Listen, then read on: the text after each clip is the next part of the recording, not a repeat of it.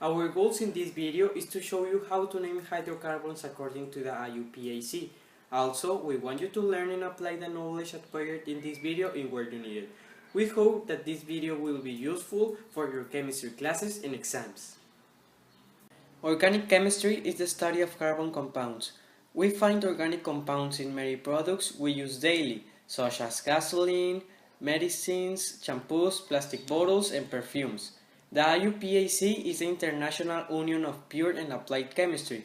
It is an international scientific organization not affiliated with any government.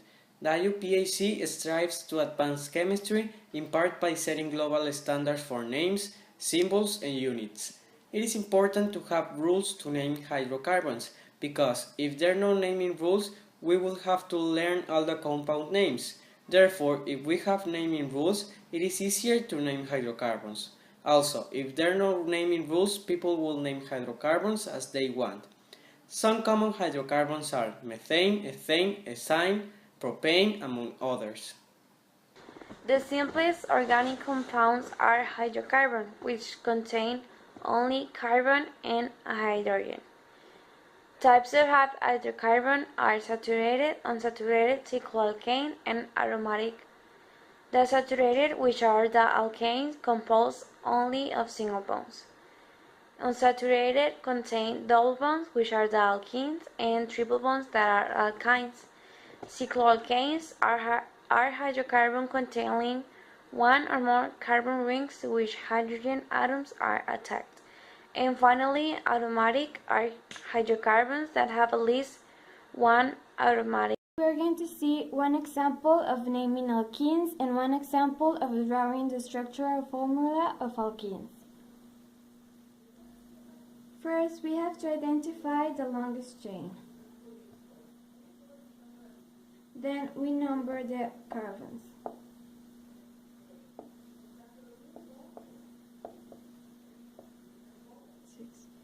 Then we identify the substituents. Here we have a methyl in carbon number 4. So we write 4-methyl, and then remember that in alkenes we have double bonds. So we have to identify where is the double bond located. In this case, the double bond is located between 2 and 3. We choose the first number, which is 2, and then we have 6 carbons, so it will be hexene. So the name of this compound is 4-methyl-2-hexene.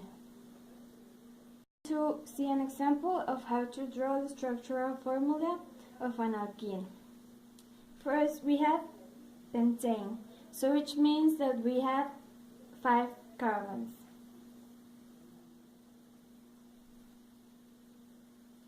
Then we have that the double bond is between carbon 2 and 3.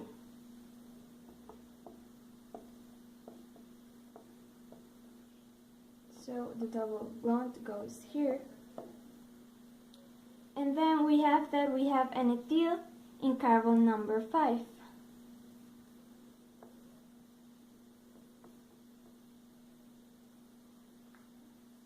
We have an aromatic compound with 2 substituents. First we number and then we identify the substituents. This is an ethyl and this is a methyl. Remember that it has to be in alphabetical order. So first we have ethyl in carbon number 1. So it is 1-ethyl, and we have methyl in carbon number 4. And all aromatic compounds end up with benzene. So the name of this compound is 1-ethyl-4-methyl-benzene.